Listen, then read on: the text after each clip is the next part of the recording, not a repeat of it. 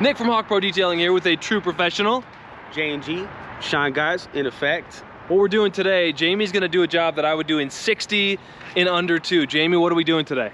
Wet sand, Rocky Mountain pinstripes, jacked up paint. Dude, this car is horrible. You get paint looking perfect. It's the prep work that gets the good job. All he's doing is he's sanding it.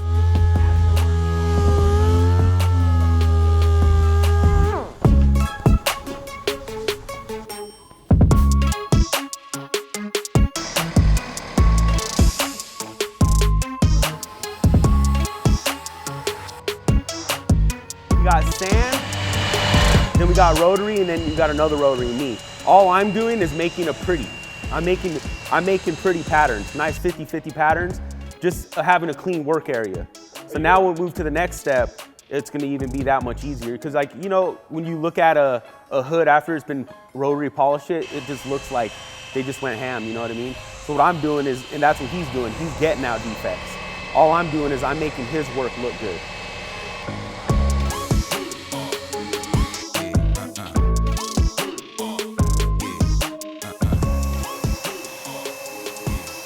As I'm doing the process with the rotary, like I always try to make sure I'm not hitting edges because like that's the best way of like burning through the clear coat. So making sure I'm not hitting the edges with too much pressure, that's pretty much what I'm looking for because I definitely don't want to put more damage into the car. The rotary is actually doing all the job. All I'm doing is just like doing the passes, you know, and just like making sure I can get all the marks out. And Jamie is actually following up behind me, just making sure he's giving like the final detail. So Chrysler paint, what I already know when you're with the rotary, you know within 30 seconds if it's soft or hard, 15 seconds. So what I realized right away, polishing this paint, it's really hard. So the cool thing about really hard paint is we're gonna get to the next step and it's gonna be a nice one step. Sand, rotary, took out all our whatever defects. I think that was 35 minutes. What happens next, it was a messy job, so what we're gonna do is we're just gonna do a quick wash down, blow out, bring it back, one step, and it's done. Our next process, we'll polish it. We're Wild West, bro. So mindset on a 3-inch polisher is that it's a lot of the times it's angles and learn your tool. Learn your speeds, learn how to use there's a reason why there's speeds on there.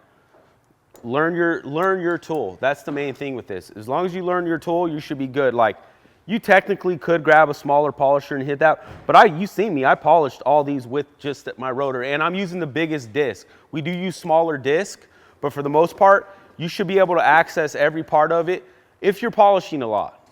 You know, they're cool tools. Don't get me wrong, we have them, all the tools, but sometimes going and resetting up, getting another tool, you know, it definitely takes time.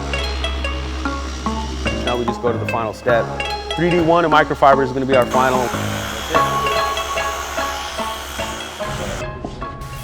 Okay, so popsicle stick, jams. Popsicle stick, in towel, gets all the nooks and crannies. So here, bam.